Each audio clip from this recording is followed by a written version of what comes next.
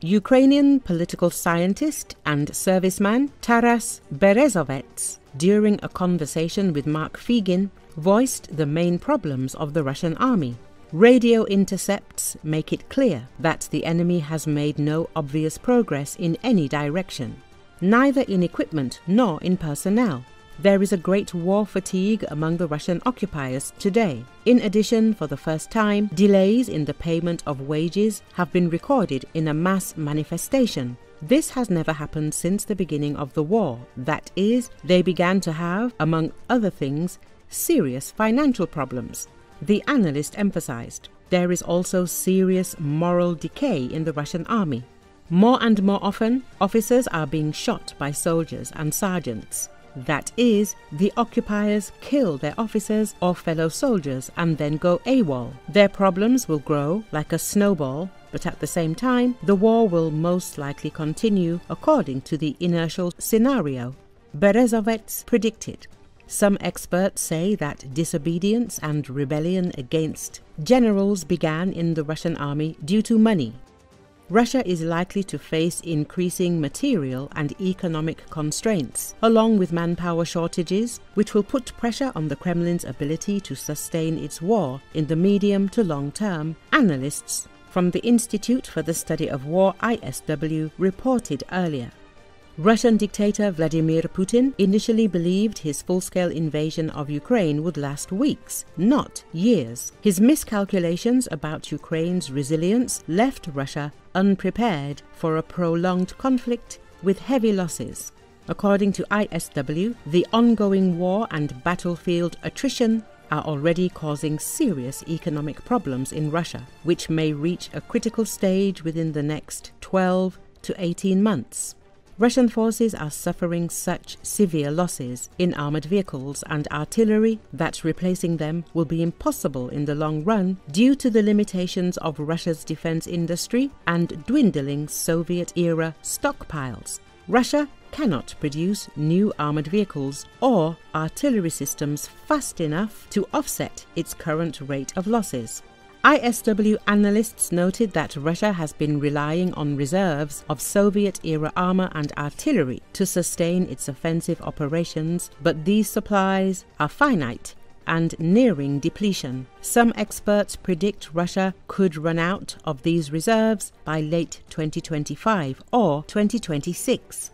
Moscow also faces a shortage of spare parts for tank and armored vehicle repairs. A significant portion of the remaining Soviet-era stockpiles consists of dismantled or irreparable equipment.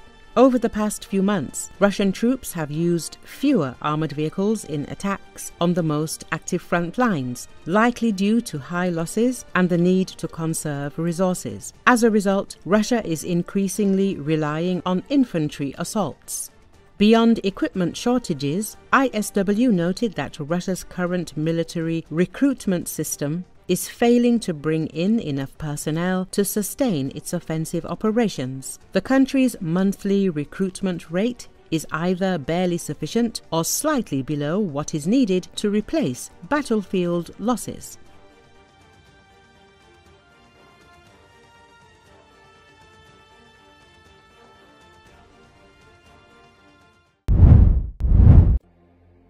Security forces in Syria and local Druze gunmen deployed inside the Damascus suburb of Jeramana.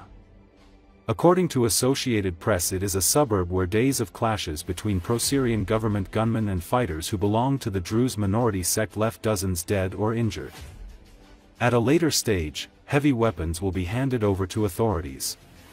As part of the deal, forces from the Defense Ministry will deploy around Jeramana without going inside.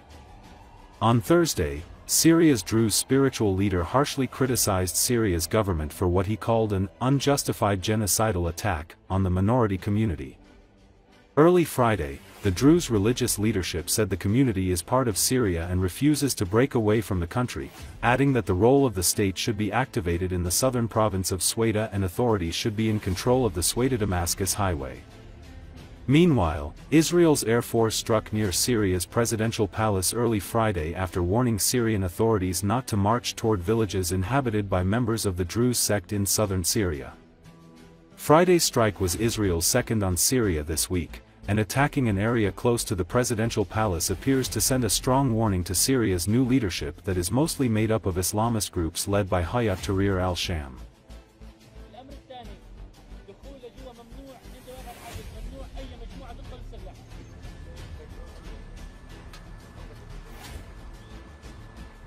ممنوع بيقول لك انا وزاره دفاع انا مجموعه فلانيه ممنوع اعطينا تعليمات ممنوع لا يغادر ابدا هو يتعامل معنا تمام خلينا نحط مجموعه بالاخر يلا استعين بالله روح حرك.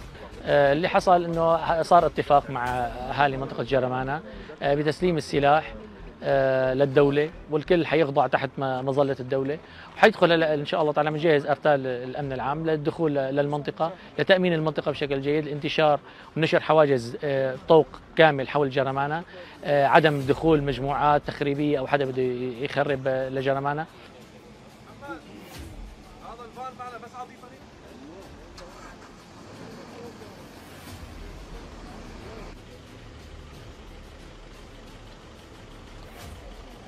الحمد لله يعني إدارة الأمن العام كان عندها وعي كافي إنه هي تحسن تعطي توجه صورة صحيحة للمجتمع وللناس إنه لا نحن جايين لحمايتكم، نحن جايين لبسط الأمن والأمان.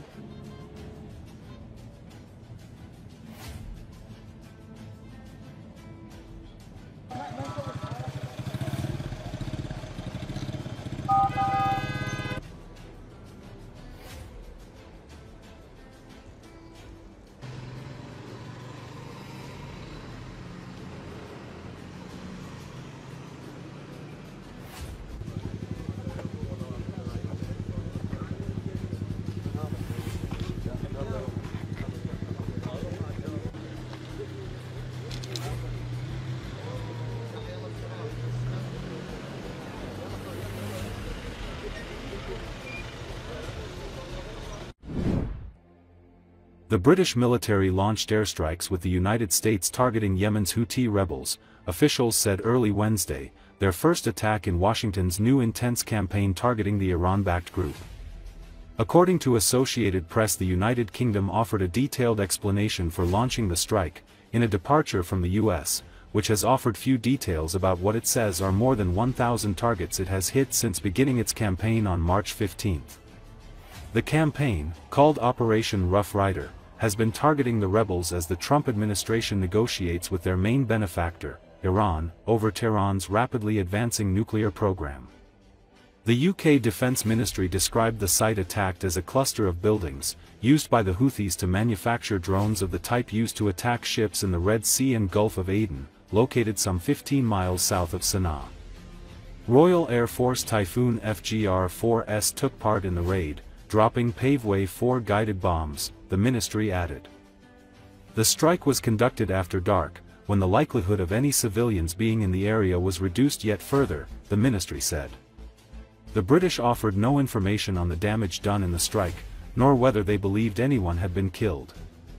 The US military's Central Command didn't acknowledge the strike. This action was taken in response to a persistent threat from the Houthis to freedom of navigation, UK Defence Secretary John Healey said. A 55% drop in shipping through the Red Sea has already cost billions, fueling regional instability and risking economic security for families in the UK.